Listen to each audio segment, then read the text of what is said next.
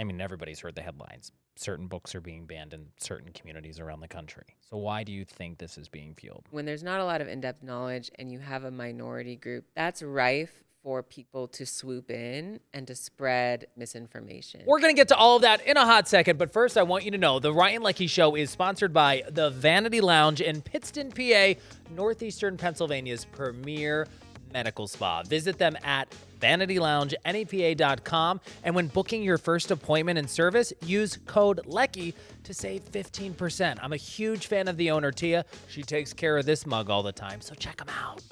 Hey, friends. It's the Ryan Leckey Show.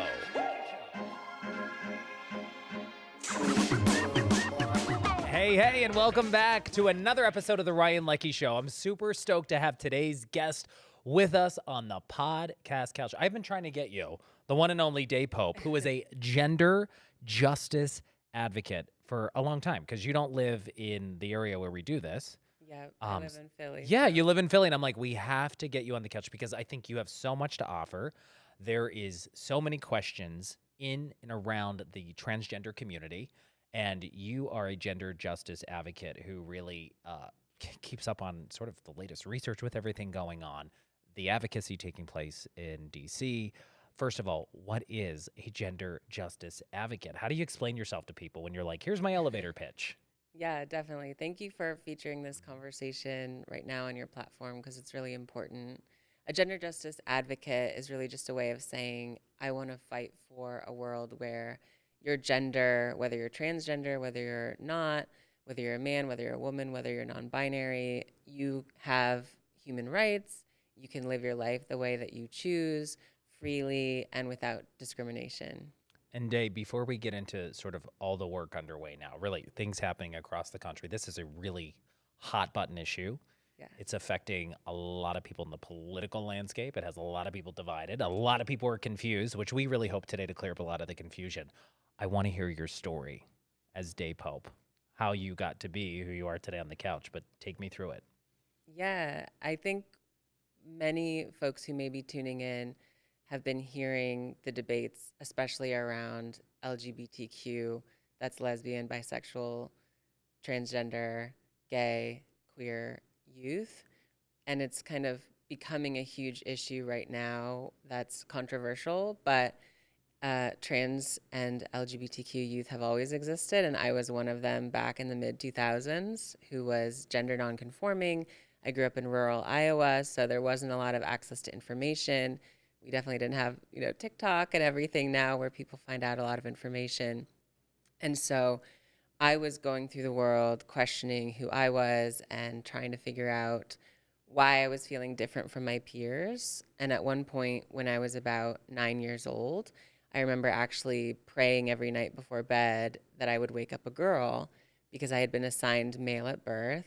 And I just knew that that wasn't me, but I'd never heard the word transgender. I didn't have access to the kind of information that is increasingly available now. And You were 9 years old.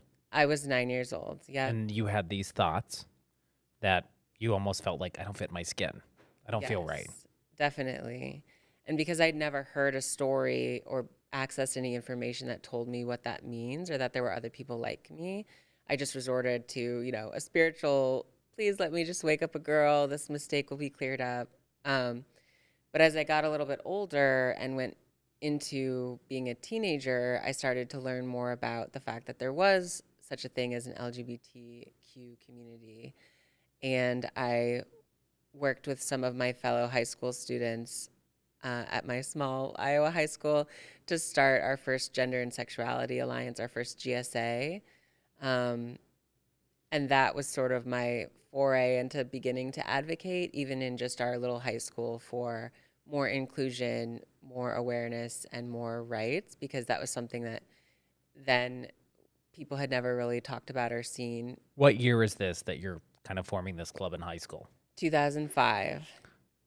If I back up a second, what kind of conversations did you have with your family and your parents? And when did you have those? So if 9 years old, you're feeling I don't fit in my skin, right? Mm-hmm. When did you start having some of these conversations? I started talking to my own family about this when I was about 11. just letting them know, I want to wear some different things at school. I was growing out my hair.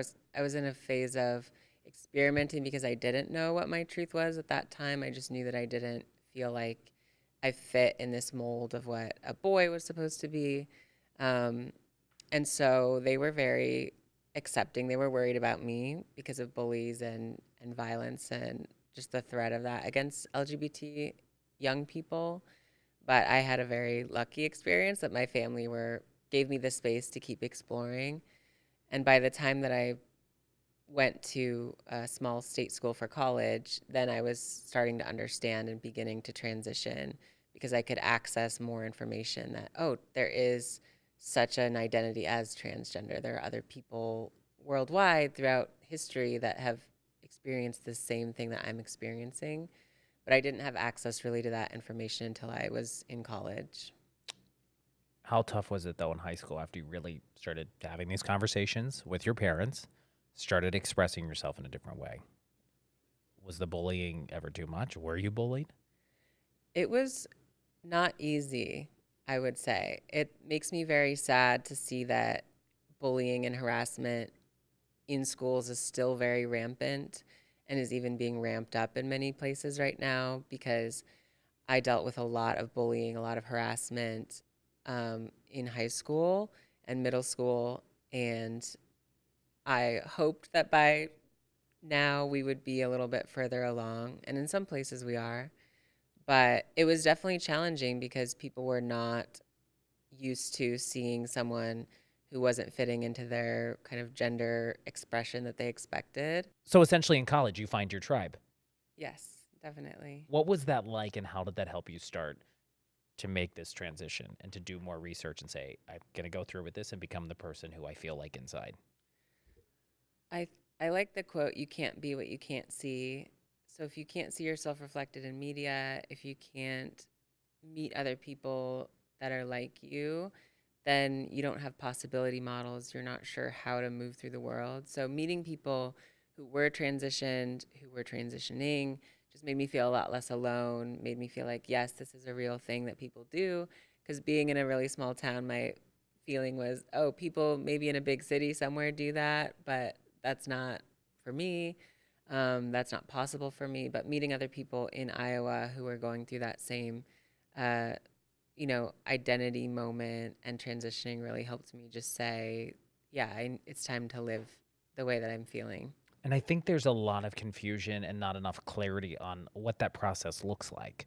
Because I think there's a stigma like, oh, you're transitioning, go to the hospital, you get surgery, and you're done. Walk me through that. Yeah, it's really individual to each person. And so much of it really has more to do with the social aspect of sharing who you are authentically with the people who love you in your life. So, the vast majority, in my experience and opinion of transition, is really the social aspect of telling family members, telling friends, beginning to date, and just telling people, like, this is my name, these are my pronouns, I'm not who people might have expected me to be. And then people land in different places in terms of physical changes. Some people pursue hormone replacement therapy. Some people pursue, other physical kind of treatments. Um, a smaller number of people do pursue surgery to feel at home in their bodies and to express to the world better who they are. But the main thing about transition for everyone that I've encountered in the community is just that reveal and that sharing of who you really are with the people in your life socially. And are you comfortable speaking about the path you chose? Sure, yeah. I have sought, gender confirmation surgery, and I've been on hormone replacement therapy for many years, and I've been just living as myself for a long time and feeling much better. And I'm in a place where I'm just feeling good and want to keep living this way. So, I think what's amazing, this doesn't happen overnight, right? And I think when you really come to terms with your true self and you feel so comfortable in your skin, it's taken years, right? definitely. And I think that's the thing. People who go through this, if they're at a younger age, you don't just, as much as you want to pray and wake up as the person you really want to be, right? It just doesn't happen overnight. Yeah, it's a process, and it's a lot of times people can think that being transgender is so novel and different from their experience, but I think for all of us, it's a process to become who you really are, to grow up and to unpack anything that you might have been taught that you should be that maybe isn't actually authentic to you. It doesn't have to be transitioning, but I think a lot of people, as they get a little bit older, find out, oh, that was peer pressure when I was young, or oh, that was the influence of my family. But this is actually what I'm passionate about. This is what I want to do with my life. And it hopefully is more of a universal experience that people can relate to, of just, it takes time to figure out who you are and what you're about, which is really what being a young person is, I think, is exploring those questions. You talk about passion, which is what clearly you have as a gender justice advocate. Take me through college. Like, what did you major in? And after you got out of there, how did you start saying, this is where I want my life to go and how I want to help people? Yeah. I studied political communication, and I worked for some political campaigns directly out of college and was really passionate about a lot of different issues. Where'd you go to college? University of Northern Iowa. Okay. Yeah, a small state school in Iowa. So I feel like I was really passionate about a lot of different things and wanted to do work that would impact people's lives. But I was also simultaneously going through my own transition and realizing who I was. So after I worked on a few political campaigns, I really learned a lot of skills for organizing and for advocating. But I wanted to bring that home to the community that I'm a part of and to advocate for my friends, myself, other people like me, um, because I saw that there were still so many of our rights that we were not assured. And I came up during, the marriage equality fight. So that was just the tip of the iceberg of all these other types of equality and rights that we've been fighting for over the last couple of decades. But just being a part of this community and learning skills to help other communities made me want to bring those skills back home to helping LGBTQ folks. Tell me about some of the organizations now you work with and what that advocacy looks like. Definitely. I'm the director of civic engagement with a group called Take, which does transgender advocacy around the country and also does direct service. So, helping folks with name changes, helping provide healthcare, housing, income if they're facing discrimination. And I also co founded the PA Coalition for Trans Youth, which is specific to Pennsylvania, fighting for better policies for young people in schools who are dealing with so much right now. So I've worked in the past for groups like Trans United Fund, which helped elect LGBTQ candidates for public office, and Equality Pennsylvania years ago, which was advocating for non-discrimination in Pennsylvania. Wow. And you mentioned obviously the youth right now. What kinds of things at the time of this interview, it's October 2023. What kind of waves of attacks and issues is the LGBTQ youth in Pennsylvania and beyond really facing right now? I think anyone tuning in has to have heard by now, even if you don't quite understand what you're hearing, that there are debates about trans kids in the media. There are debates about trans kids on political debate stages. This is kind of one of the main things that is causing tension in our society right now. There have been over 500 anti LGBTQ bills introduced across the country just this year alone, and the vast majority of them are targeting our schools and are targeting trans kids. Groups like Moms for Liberty, Liberty is in air quotes, have popped up to make this their signature issue, trying to ban books, trying to keep trans kids from participating fully in schools, trying to muzzle teachers who mention LGBTQ issues at school. And What's fueling all this? What do you think? Is it lack of information, lack of knowledge, not understanding it? Because you mentioned, obviously, I mean, everybody's heard the headlines. Certain books are being banned in certain communities around the country. right, So why do you think this is being fueled? I think it's a couple of things. I think that it's right now a handy issue for extremists to use to try to create fear and to try to take over school boards and to gain some political power, because it's very specifically being funded. It's not a random event in our society. It's being funded by certain conservative think tanks, and it's being spread around the country with almost identical bill language. And when that happens, you know that it's not coming up organically from the grassroots parents who are just concerned. There's somebody out there who's done research and written these bills to spread around to state legislatures. The second reason is people don't know a lot about trans folks. There's not a lot of in-depth knowledge. And when there's not a lot of in-depth knowledge and you have a minority group that's such a small percentage of the population, I think LGBTQ folks are around 8 to 10% of the population. Trans folks are around 1 to 2% of the population. That's rife for people to swoop in and to spread misleading claims and misinformation, because a lot of people just don't know much about our community, haven't met a lot of people in our community. So it's easy for propaganda, for misinformation to spread, claiming certain things about who we are, and then that can make people afraid. So it's really a frightening moment where if you are a gay or a trans young person right now, you're actually having more information than any generation before you at your fingertips on Google, through children's books, through TikTok. And so a lot of these young people are actually, I talked about I was 9. A lot of these young people are starting to realize not only what they're feeling, but they can put words to it sooner because they've got access to all these resources that I didn't even have, not even 20 years ago. And certainly older generations didn't have. So a lot of these kids might be coming out to their parents, or at least raising these questions at age 7, at age 5. And what that is doing is that's creating a lot of confusion in parents, well-meaning parents who are just looking at their kid and saying, as a parent, I want to do right by my child.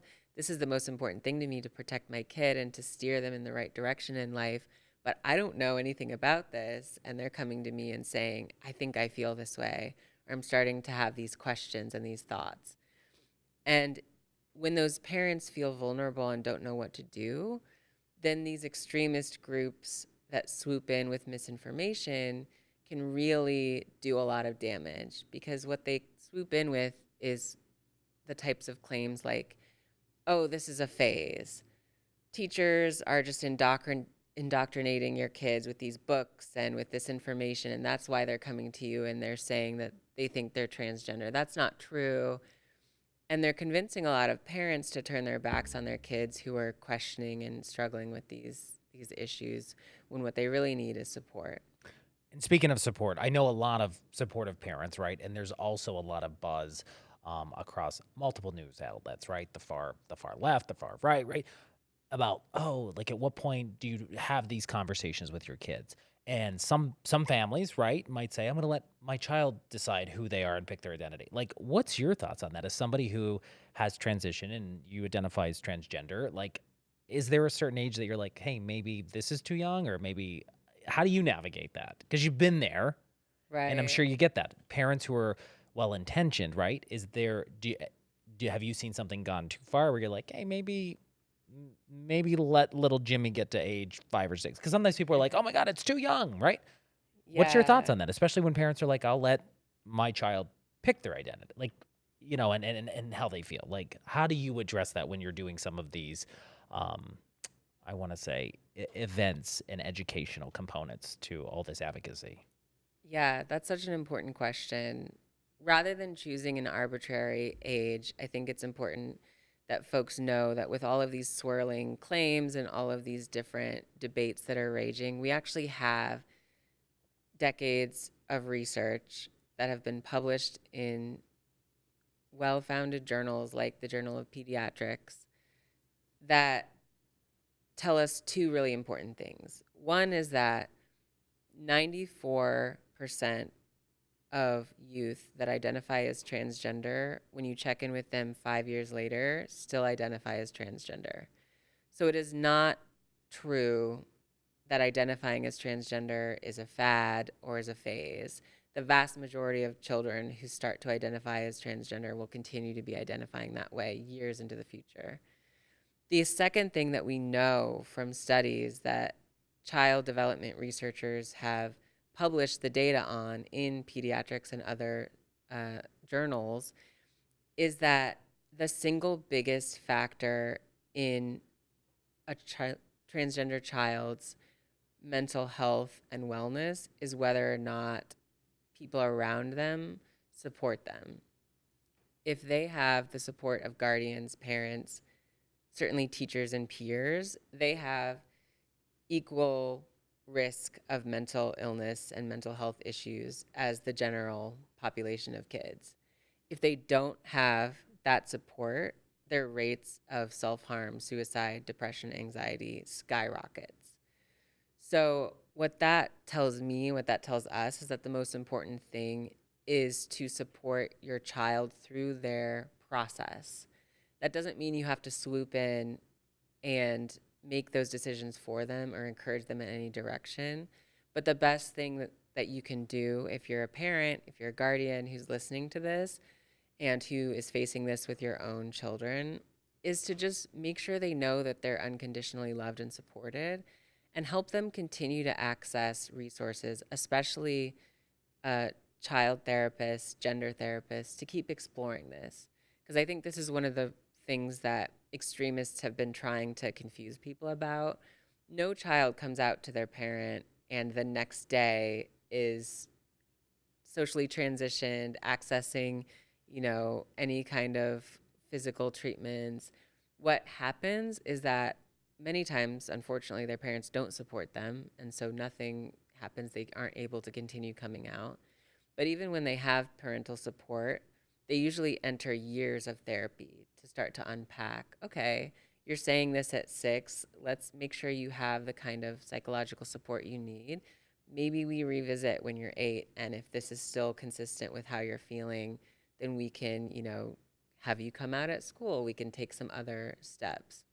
You mentioned about the support factor, right, for kids as they're talking about this, continuing to talk about it, right, with therapists, to know that this isn't just something the child thought up one day. But I think the most interesting thing is when kids don't have this support, however they're identifying, the suicide rates, especially among trans kids, it's heartbreaking. It is. It's really tragic. And we've seen the loss of some trans teens just in the last couple of years in Pennsylvania in school districts where they haven't been supported, where they have been bullied, where the policies were not protecting them. And it's completely avoidable. We can do better, and we should be doing better for our kids. And how do we do that in the day and age of cyberbullying, especially? There's been bomb threats for schools. Yeah. I think it starts with setting clear policies that protect all of our kids. We actually have data from the CDC that was published in 2021 that in school districts where LGBTQ kids are protected and affirmed, all students have better mental health outcomes and feel safer at school. Not just LGBT students, but when you have a supportive school environment where if a kid is questioning their identity, if they're LGBTQ, in Gen Z, a lot of kids are identifying as LGBTQ. So it's also, your own child comes home and they might not identify it that way, but their best friend just came out, right? When they are supported at school, all kids at school feel better. And those policies look like respecting the name and pronouns of trans kids when they come out. It looks like making sure that all kids can participate in sports and use the facilities that match their gender. It also looks like having a clear anti-bullying policy and making sure that teachers can teach openly about the subjects that matter to them, and that LGBTQ folks can see themselves reflected in media, including age-appropriate school books. You mentioned sports. Now I have to ask this because it's a touchy subject. When you see people win sporting events and people come out from both sides, right? If this athlete was transgender and say, somebody who used to be a man, now they identify as a woman, right? And they're beating all the other females, and oh, they have this strength and they have all of this because they used to be a man. What goes through your head when you see that, and how do you feel about that? Do you feel, because I think there's a lot of people divided on this, that it's unfair in sports? What's your take, and how do you answer that? I think that the athletics issue is one of the ways that sneaky bigotry comes through, because people can feel like they're saying something that sounds reasonable even though it's still discriminatory. So I always make sure that people understand that Title IX, which protects and makes sure that women's sports can be funded, can be equitable, is not in existence because someone decided that women are not as strong as men. Title IX came into existence because many different schools and institutions weren't funding any opportunities for women and girls to be in athletics at all, because it wasn't seen as quote unquote feminine or womanly decades ago, and still in some circles, to be athletic. So when people use these kinds of arguments, I bring it back to, it's actually very sexist to assume that girls and women are not as athletic naturally because of some kind of physical impediment as other folks. I also want to say, But do you see? I guess the thing is, because I'm trying to like look at both sides. Do you see? I guess where when people do say that, right? And they're going against, maybe it's Olympians or other people, right? And they're saying that this person is maybe outlifting the other women because of what they've been through. Like, how do you address that, right? Because I'm trying to look at it from other people's vision as well. yeah. And do you see that? Do you understand where they're coming from, or do you feel like that's where maybe people need more data and information because they don't understand it? Because I think when you look at it from 30,000 feet, people say this person who used to be a man who transitioned, right, is outlifting women, beating women, right, because of how they used to identify. I'm just curious with your take on that. Yeah. I'm glad that you're mentioning that. Because it's So, so, like, especially when you see the games come out, right? The Olympic Games and other stuff, or just any sports, it still has people divided. And I think I want to learn and hear your perspective of that. yeah.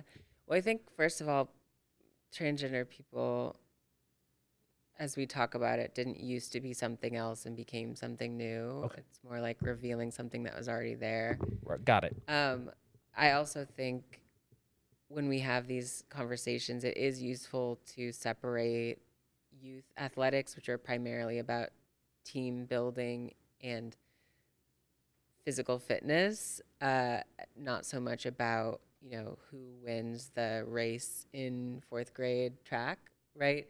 And that might be different than the decisions that professional sports leagues and the Olympics make about athletics.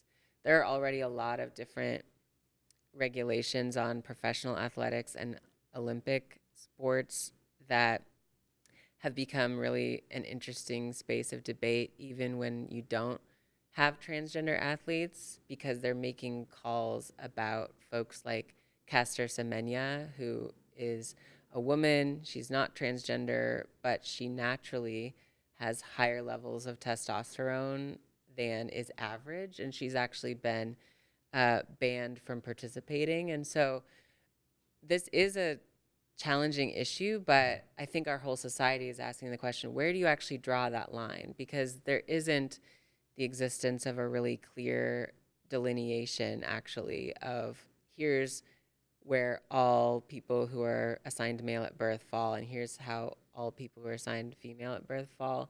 At what point does a natural variation in hormones change the calculation? At what point does having been on hormone replacement therapy for enough years change the calculation?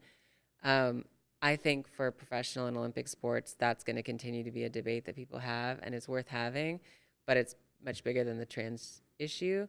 But for youth sports and schools, which is primarily where we're seeing these bans, uh, it's just discrimination, plain and simple, when most of these kids haven't even been through puberty in these ways that would potentially affect their athletic performance. And I do also just want to bring up the fact that trans folks are maybe 1 to 2% of the population. And so um, the fact that this is such a huge issue right now even surprises me a little bit, because there's just not going to be a point at which, for instance, girls' sports are overrun with transgender girls, because our community is always going to be a tiny minority of the population. And so why are we attracting this much attention and ire when it's just not panning out across the country that this is actually an issue in sports? In most of the states where they've actually introduced trans sports bans, there hasn't been a single trans girl who's been winning anything. It's just a solution in search of a problem. People are worried that that might happen someday, so it's very hypothetical.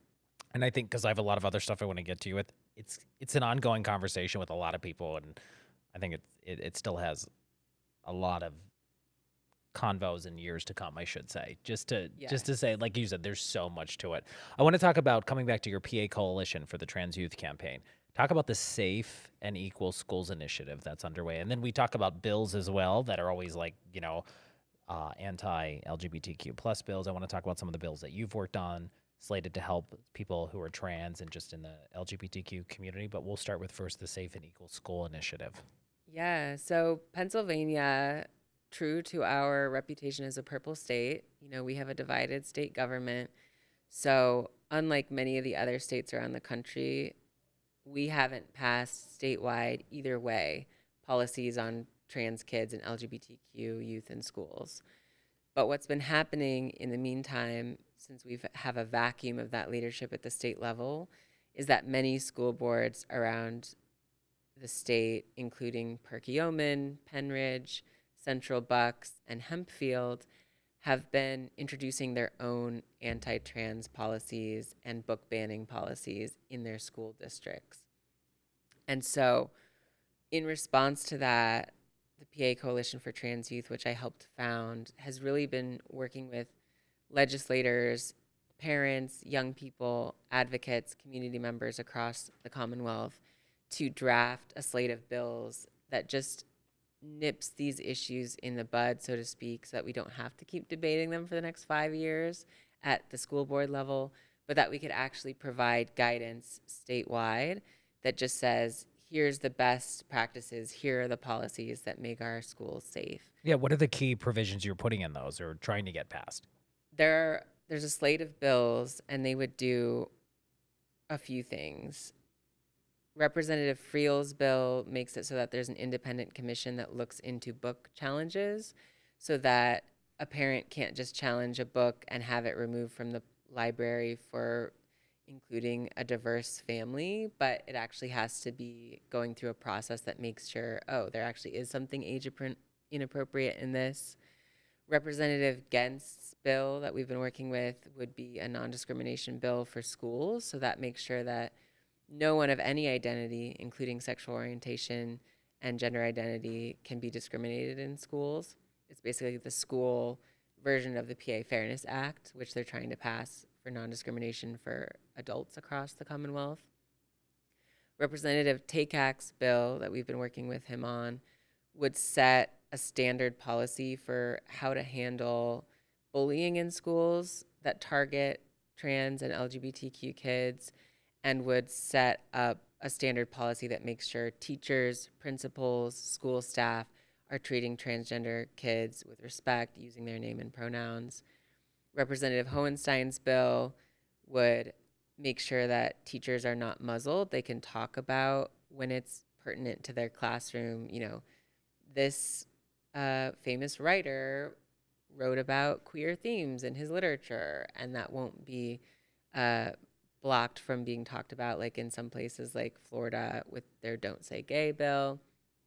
And then Representative Smith-Waddell's bill would make sure that trans kids can participate in athletics and in the facilities and bathrooms that fit their gender identity.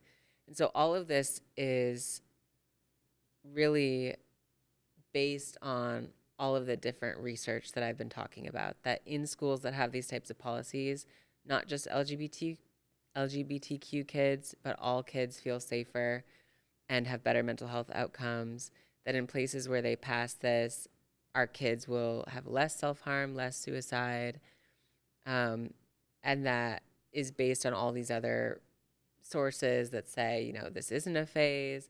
Supporting our kids really makes a difference. And as a gender justice advocate, what went through your head? Because you mentioned obviously the Don't Say Gay bill in Florida and everything going on there. When they started banning drag shows there or other parts of the country, I'm just curious, what was the buzz, the feedback in the advocacy groups you work with when that happened? I think it was shocking how bold it was and how clearly unconstitutional it is, because drag, like any other form of speech, is protected under the First Amendment. And I also think we're seeing this theme, right? Trying to ban drag shows, trying to censor books, trying to muzzle teachers from talking about things in the classroom. I think it's revealing that the extremists on the other side want to put the rabbit back in the hat, so to speak, of LGBTQ folks feeling like perhaps our communities have gained too much visibility, that now the information being out there isn't what they want to happen. So they're trying to limit and censor and really repress information and speech and our access to this knowledge, because I think it is leading more young people to understand their feelings and identify openly as LGBTQ, and they don't like that. But I would just say, you can't put the rabbit back in the hat. You can't convince young people not to be LGBTQ. Kids who are not LGBTQ won't suddenly become gay or trans because they read a book or go to a drag show, right? Yeah, I always tell people, I'm like, you can't catch gay. You can't catch it. Let's talk really quick. You mentioned, we talked about the drag show, and there was, with drag shows being banned, there were so many headlines and buzz like, these shows are grooming our youth, right? And I think there's this narrative out there when there's information to support the LGBTQ community, people spin it to, this is grooming. How do you cope with that, or how do you answer a lot of those questions when you are doing advocacy surrounding the organizations you work with and trying to get certain bills passed? It's a really distressing time, because that language of grooming is being taken so out of context. The original context of it is usually adults who are trying to prepare young people to abuse them in some way. And it's a very serious thing. Obviously, all of us want to protect our kids from people who might want to harm them. But the extremists right now are using that language very intentionally to try to make it seem like any adult who supports an LGBTQ young person's journey, any adult who is sharing openly information about LGBTQ folks existing, is being called a groomer, is being called, someone who's indoctrinating youth to try to turn them, quote unquote, LGBTQ. And again, that's just not how any of this works. This is something that's inherent, that people feel, and this is true across centuries and every different culture. You can find expressions of gender diversity. But it's really threatening, because when you start to use that kind of violent language that compares a teacher who might just be talking about, a writer who happens to be gay in school to groomers, it's actually led to an increase in violent threats against LGBTQ adults, against teachers in schools, including in Perkiomen School District in Pennsylvania, where there was recently a bomb threat. And there was a note left that explicitly said, "You're groomers. We want you to adopt the policy we want you to have on transgender people." And if anything is revealing about who really has our young people's interests at heart, I think it's not the people calling it a bomb threat to the school, right? So the rhetoric, like in many places in our society, is being ramped up so much, where you have more threats, you have more extreme, I think, action that's being taken than in the past. Like when you have Proud Boys and other groups like that, there's actually a contingency of these extremists who are anti-trans, anti-LGBTQ, who are resorting to threatening teachers and calling in bomb threats to schools, and it's a scary time. And I think when you talk about like kids, right, who may have supportive families, and they think about, you know, becoming who they want to be and who they really are, there's healthcare involved. Because I wanted to come back to, in addition to some of the misinformation regarding, when people mention grooming, et cetera, just healthcare and what's available out there for trans youth and why there's so in misinformation around there. Can you clear up some of the misconceptions and like what is actually available to help families and kids through some of this? Yeah, this is really important because there is a lot of misleading information out there. What really is primarily available to kids is social transition and therapy. Social transition, again, is going by a different name, maybe wearing some different clothes at school, using different pronouns. And then therapy, again, guides these kids as they're figuring out who they are to make sure they've got the support to do that. That's the main thing that any trans youth are, or youth who are questioning who they are accessing.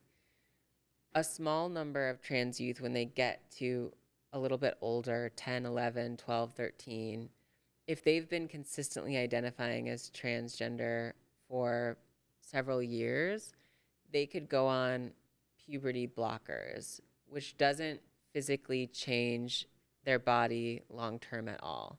That just buys them more time to continue to decide what they might want to pursue. Puberty blockers are safe and effective, and they just delay puberty until the kid is ready.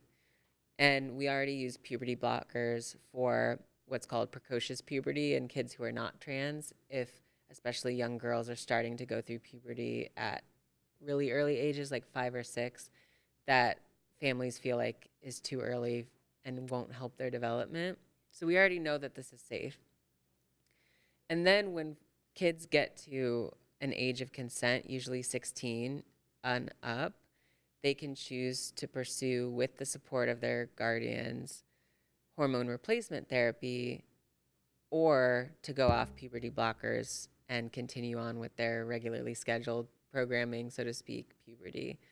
Where do you point people, I guess? Because when people hear all of this, right, and we talked healthcare and misinformation, and healthcare is expensive, like as an advocate, where do you point people? Is there a website you go? Like, how do people find this help if they don't have the means? Yeah, that's very important. I want to just say that the claim that's out there, and I hear this from everyone, including people who are not super conservative or extremist, people really believe that children are getting irreversible treatments. And they're afraid of that, and they say that's going too far. That's just not happening. Okay, that is the misleading information. Kids overwhelmingly are either not supported by their guardians, so they're not accessing any of this, sadly, or the few that are supported by their families are usually accessing social transition, therapy, sometimes puberty blockers, and then when they're at an age that's appropriate, hormone replacement therapy. And then once they turn 18, they can pursue, surgeries, other treatments. I mean, because this is so still confusing for a lot of folks and navigating all of this landscape, I mean, you also have to find the right providers. Yes. So how do you do this for people who listen to this and they want to do basically or help their loved one who are maybe they're the guardian of this child, right? Mm-hmm. Where do you start? We're lucky in Pennsylvania because we have CHOP, the Children's Hospital of Pennsylvania system, which has been doing a lot of really groundbreaking support of LGBTQ kids for a long time. So even in terms of having the latest research on hand, if you can get to, CHOP in Philadelphia, or if you can just talk to anyone in their network, the Children's Hospital of Pennsylvania, they are cutting edge care. They know the standards. They know how to do it in an informed way to help kids. Otherwise, if you've been taking your kid to a licensed gender therapist, usually they're a therapist who's helping them feel through how they identify, is also connected to other providers of other forms of healthcare and support. And so they can help you. It's also just, if you look up WPATH, the World Professional Association of Transgender Health, they are the leading organization worldwide who have decades of research, who have physicians that are in their networks who've been trained, so they can hopefully, be a starting point. But a lot of parents still at this point have to become um, researchers and the greatest advocates of all for their kids, because there's still not a clear uh, level of education for all doctors in all places. So there's a lot of gaps in coverage. We talk about supporting kids, right? Supporting the LGBTQ community. When people say, I'm an ally, right? How can allies be better and not only supporting those in the LGBTQ community, but specifically trans kids, trans people? Because I feel like, you know, as we talk about, the trans community, I think, is more under attack than anybody right now. Yes. To be a great ally, I think it's important to know you don't have to understand every term.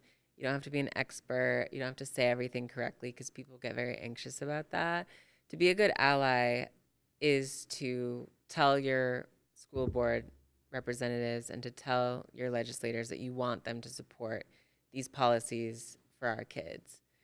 To be a good ally means that when a young person comes out to you, you're not someone who's trying to dissuade them from how they feel, but you're just trying to support them and help them get access to other forms of support, information, resources.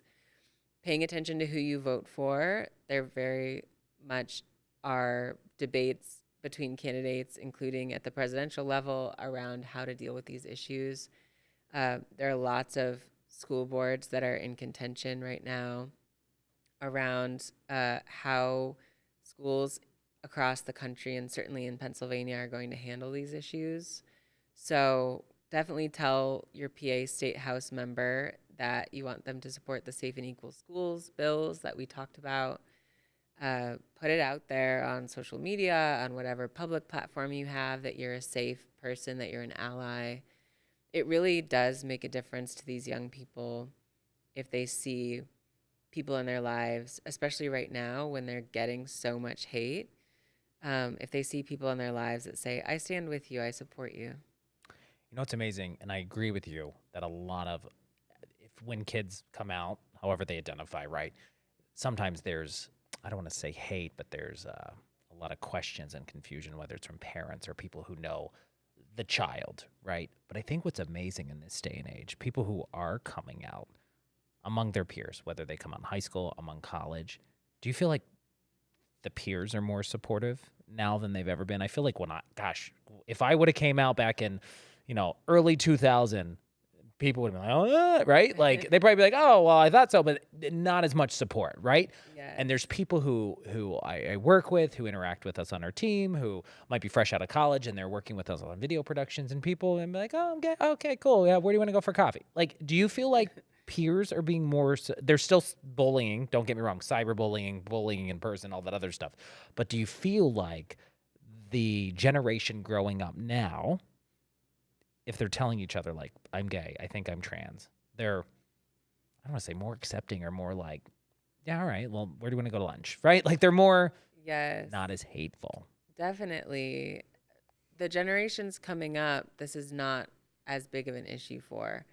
And sadly, a lot of these debates and these policies and this hate are being driven by parents who are not comfortable with things being different than when they were coming up. But this is not actually being driven by Gen Z or by young people who want any of these policies. Most of the time, if you talk to any, middle or high schooler right now, they already know several people who are openly LGBTQ, who are their friends, who are in their biology class, whatever the case may be. Yeah. So that does give me a lot of hope that the generations coming up, they've grown up with this. It's not this novel thing. They have access to content creators who are LGBTQ, media that reflects LGBTQ folks' stories.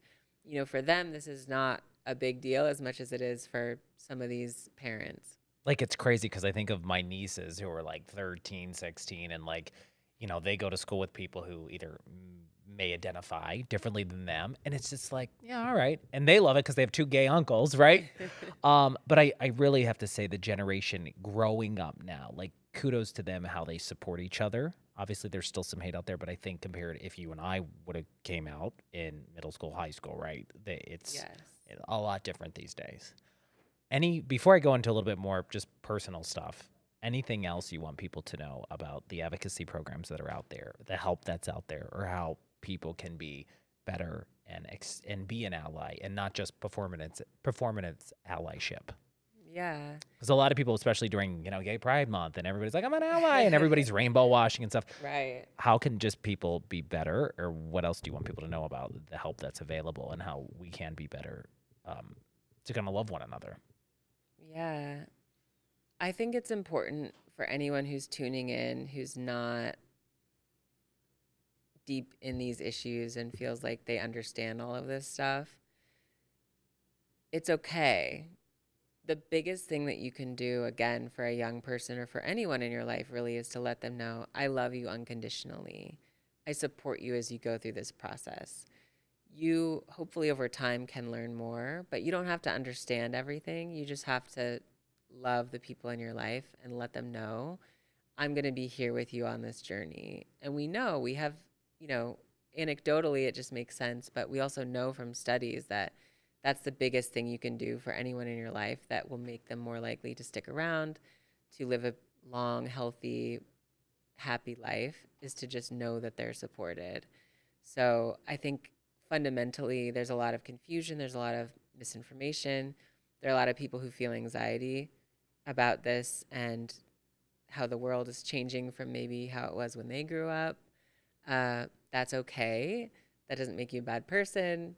You're learning. The main thing is just to not get caught up in the misleading claims and start to be part of the problem. It's to just make sure people in your life know you love them, you're supportive, you're willing to learn more. And I think for young people who might be tuning in, it's to know that life is not middle school, life is not high school. That can be cold comfort when it seems to last forever, as I remember. But I'm so glad that I'm still here. I'm so glad that I got to grow up, and I have so much more agency and freedom in my life now than when I was a gender nonconforming teen in rural Iowa. So if you're having a hard time right now, stick it out. Find your people that do support you, and know that it sounds trite and it's been critiqued, but it really does get better. You learn to grow into who you are. You can learn to live a big life outside of whatever your current situation is. So just keep the faith. And how can people be better when they meet transgender folks? I think people are like scared, confused. What's the appropriate approach? Because there are people who are like, I can be friends with anybody. But how do you make somebody who is transgender know that A, you're a safe space, and also that you're respecting their pronouns? You just walk up to somebody when you start to meet them, like, hey, what's your preferred like, you tell me, what's the best thing we can do? Because if people are saying like, I love everybody, I want all these new, and people are cool with, and people are okay with it, and they are an ally and they're a legit ally. Do you ever get like random questions from people? Like, that's an odd question. I think the main thing is just to follow folks' leads. So if you are hosting a gathering and you're not sure, or you're meeting someone for the first time and you're not sure, it is okay to just say, hey, what are your pronouns? Mine are she, her, And it's also, if you are bringing people together in some way, if you're a part of a social organization, things like that, to make sure that you're not making assumptions, you're defaulting to they, them pronouns until you learn what someone's pronouns are. When you're doing introductions, so much happens, remotely these days. I'm on a lot of different Zooms. We do introductions, name, pronouns, how are you feeling today? Just make it a more normal way of interacting with people. And then if you are friends with trans folks, with LGBTQ folks, and you get to that level with them, you can ask, like, how are you doing today? I saw in the news this bill just got introduced. That's crazy. And just let them know that you support them. Ask them, how can I help? How are you feeling about all this? let's talk about your life when you finally just settled in to being Daye Pope, right? Tell me about your life. You're dating, you're working, you're a gender justice advocate. Like, tell me about that. Yeah, I'm really lucky to have a great partner who's also trans. And that's great because we can just be ourselves with each other, and we don't have to educate each other, worry about anything. Um, we kind of joke to each other though that, being trans is pretty boring because it's not this big deal. We're still like getting up in the morning and making coffee and paying taxes and wishing we had more time off. And, we're just going through all the same normal things that most people are. But that feels like a win in a sense. If you've been bullied, if you've gone through a lot in life, to just be able to live your life, to have a great partner, to have a great job that I'm passionate about, to just go about my life and have a great group of friends and a good relationship with my family. It feels like it's just the normal stuff that all of us hope for, but it's really special because too many people who come out lose support from family or have trouble dating or are discriminated against in the workplace. So I definitely feel very lucky. You work so closely, as you said, with state reps. You work on bills, and you have so much of your time involved in advocacy, right? What's the long term goal for you? The long term goal would be for all of our young people to just have this not be an issue at all. Like it's starting to be more of in Gen Z. I would love to not, I would love to put myself out of a job, I would say, where there's no more rights to fight for, there's no more bad policies to repeal or good policies to put in place, where we just know everyone is equal, everyone has their human rights, everyone can live a life where they thrive, and then I could go do something else. Is there a country you've visited or that you've learned about that you're like, they get it and it works? Everything works. Unfortunately, I don't think there's a country where they're getting everything right yet. And for all of our struggles, the US is leading on a lot of these issues still. But there are some countries like Spain and New Zealand that are just a little bit further down the road than we are in terms of just ensuring human rights for LGBTQ folks. It's incredible, though. I mean, just to see what you're involved with and how, where you came from in Iowa to where you are today, and the amount of lives I know you're touching for parents and kids who are just scared and don't know, and making sure they have the information and the resources out there. I think it's awesome. Is there anything I didn't ask you that you want to get across? If there's maybe somebody out there questioning and confused, where they can turn for help, parents who are struggling to have these conversations, what would you say? One, I hope everyone who tunes in and supports this vision of schools that are safe and affirming for everyone contacts your PA State House reps and lets them know that you support safe and equal schools and this slate of bills. I also I hope that if someone is tuning into this and they realize they have been part of spreading misinformation accidentally, or they've been caught up in these kind of narratives that are actually not true, I hope that you do some more research and you keep looking into it, because there are a lot of actually really good people who've been caught up in these false claims lately. And for any parents who are just not sure what to do, just make sure that your child knows that you love and support them and follow their lead, because they really do know who they are, and they just need the people around them to help them continue to be safe while they explore that. And is there any way people can connect with any of the organizations you're a part of, or how to connect with you? Yes. If you look up the PA Coalition for Trans Youth on Facebook, on Google, you can find us. If you want to connect with me, my name is Daye Pope. I'm on social media and easy to find because I want people to see this information. And you can also email me at day at TAKEBHM.org. If you have questions, I'm happy And we to. should spell your first name. Yes, DAYE at takebhm.org. So it's just Daye. It's not Daye Pope.